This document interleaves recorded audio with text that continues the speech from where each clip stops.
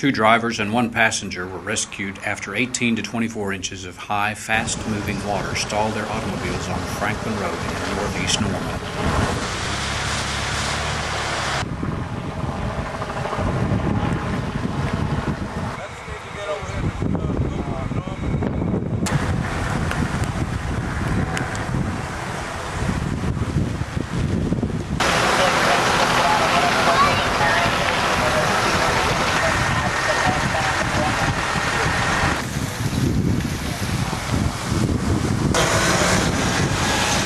Floodwater levels continued to rise Tuesday morning, closing most of the roads south of Franklin leading into central Norman.